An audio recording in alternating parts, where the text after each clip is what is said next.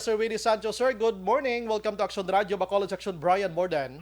Yes, Brian, may aga si mo no, labi na gid sa aton mga workers nga nagapamati subong sa imo programa. Aha. Yes, Sir Wen, medyo dasig-dasigon talang Sir Wen. Anong reaksyon mo sa 200 gaginhimo 500 ni Presidente Rodrigo Duterte? Pero take note ha, ginaplano pala ng 500, way panisigurado, si 200 pala ito yung sigurado, gid Sir Wen.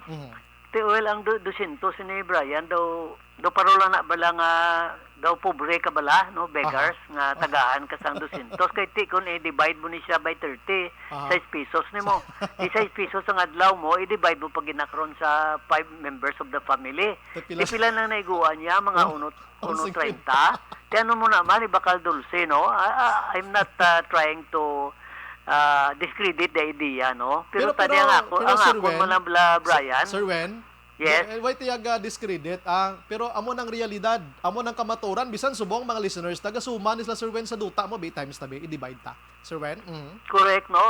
For all intent and purposes tani ang proponent bala sina gin paminsarya mananay. Kuno kun ano ang consequences na sa ako niya Brian do insulto na yamo. No? Nga ti tungod nga why na choice ang mamumugon wala na choice ang tao ti masiling ng iban niya may nalasan sa wala manggani pero ti tanwabla ang paano na ikaw ng dignidad sa iyo pagkatao 1.30 kada adlaw tagaan ka masakit man na paminsaro no so I think this is a wake up call for the government bisan tugangan Manila na imo nila 500 they should realize nga nagasarurot ang purchasing power sang mamumugon sang workers and that it could not cope up with the escalation of increases in the prices of basic commodities. The rollback of the petroleum product does not guarantee nga manubo ang mga presyo sa balaklon because from experience we have proven that prices are sticky downward.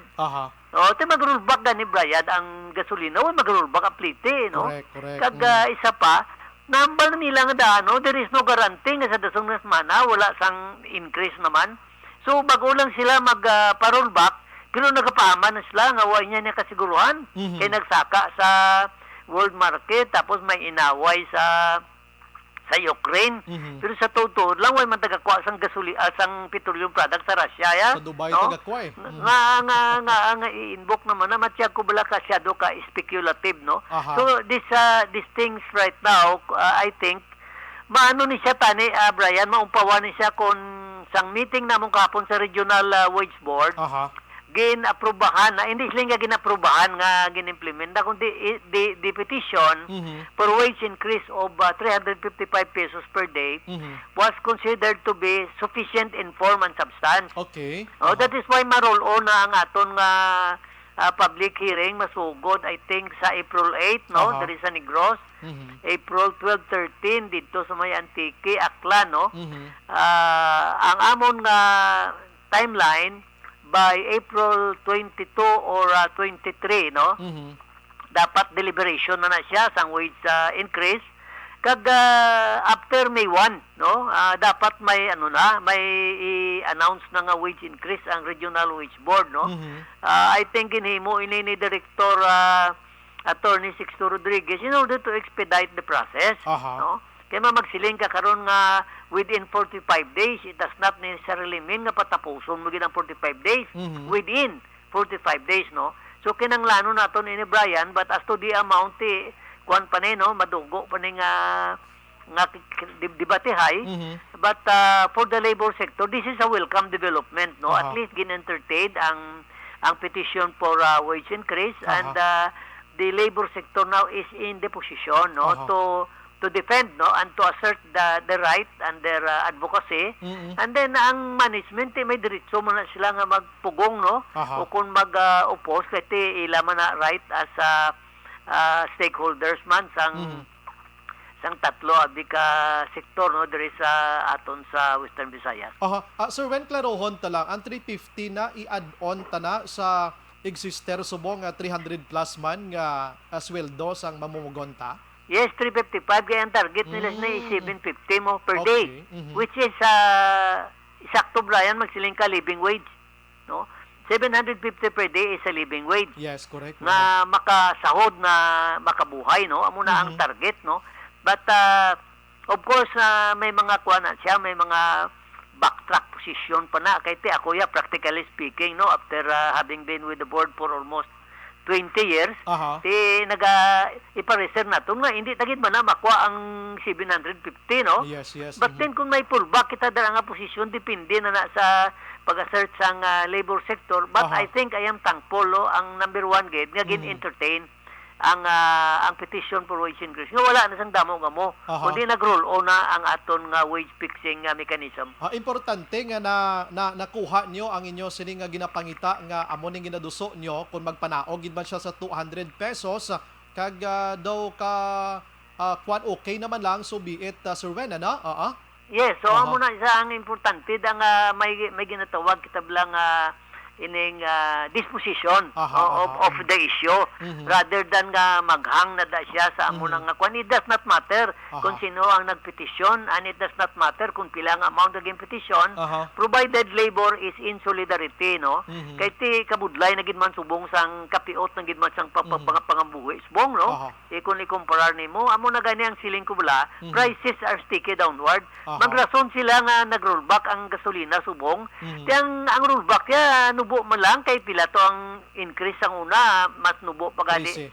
Ang bot sing ganon 2 pesos, 3 ka pesos. Yes, Pero correct. ang bot ko da sing ganon, wala sing garantiya, no? Hindi nila marason nga nag-rollback ang gasolina, ma-rollback man ang presyo, no, kaysa sa pagkamatuod lang speculative niya katama ang ano sang gasolina. But Correct. then bisan magsiling pas lang Brian nga 4 days work week, ginaupdantay na. Pero tiyang kaon mo ya is 7 days a week mo. Na the So, same. amo Aha. na nga kinanglan may saka gid sa sweldo. Yes, pag-intindi ko, nagligad nga si Mana, nagpalayag si Dole Secretary Silvestre Bilio nga ginaduso nila subong sa regional nga wage board nga dapat tun-an ning 750 Sir Wen, ano? Oo.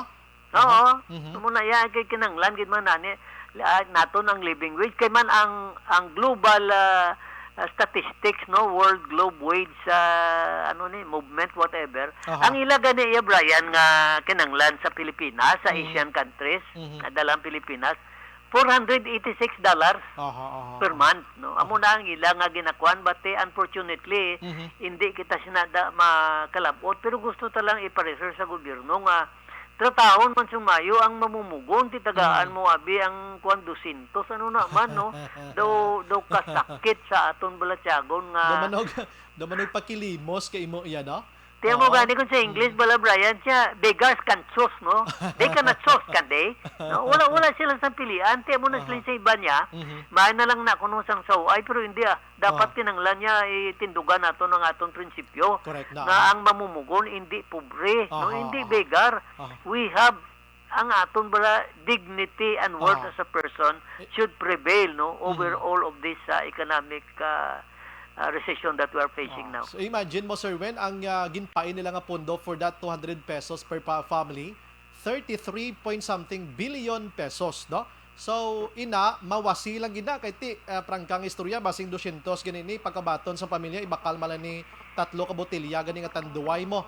Pero pero ining 33 billion hindi ko ya again sa pagpanghatag sa 200 sa aton mga opinion lang ini, no? And yung 33 billion pesos kung gin-divert nila ni sa project like for example mga roads naton sa mga barangay so that makatransport regularly and easily nga aton sini nga mga utod nga nagapamaligya utan mas the best Sir Wen mo long term pa ya nga project ina Sir Wen, no? Oo, mas maayo tani, no. Aha. Kag ang aton mambala nga sa sinibalang panahon nga masyado gidya kakuan ang maaton bala mga opisyal sa gobyerno ang biyahe nyo abida limitahan nyo man. Aha. Tapos sa mga perk nyo kung mga allowances nyo man i-cut down nyo man, no. Ganit. Kaya ang nagakaigo yang workers mayo Aha. kamuya kay dagko sweldo nyo. Aha. So tani bala bisan na ang inyong paghulag lang may ginatawag man nga wag siling kamo nga mainot kami mabudget kami anong i-budget namon ka wala na kami budgeton mo. Pero kung kamuya kadamo sang mga ligwa sa inyong kwan sa inyong mga perk nga dapat nyo mahimo para matabon taman di sa kapagaduhon sa mga pumuluyo. Aha. Ang gin-mention mo kay na nga 4-day nga work week gani damo gina naga-against sina kay the same managyapon isa ka mga ginalagas nila dati hindi matamaan ka biyahe ang mga empleyado makaserve kuno sa enerhiya. Hindi man na makaserve kay ang company Sir Wen, di ba? Kung 4 day lang sila, kundi maga-overtime man sila, the same nga pa na situation, mas kapuyon pa ang trabahante, Sir Wen, ha? Oo, kang isa pa, kung i-4-day work week mo, kastrinyos, ginatagaan mo sa stress ang mamumugon. Ako yung okay man natani, no? Provided there is no diminution in rank and pay rather. Kamante may tendency nga manubo siya mo. Kung i-cut mo ang number of hours niya, no? May tendency nga manubo siya. Ang dapat tani supplemente, hindi kay siling ipanubuan nimo, no? Sa sinibla nga tiyempo way labot sang cost-cutting measures sabi sa aton mga kwan. Ang aton man yung mga congressman dagag mga kwan nga nagadalaga, no? Tani, imbis tani isang igasto nyo na sa inyong kampanya kung ginpain nyo na dagurong 10% kagi pangatag sa pumuluyo in terms of food and other supplement for their economic survival, mas matahong gid. Sir Wen, salamat sa mga serbisyo mayong gabi. Ako mayong aga. Thank you. Yes, Good sir. morning. May nga development na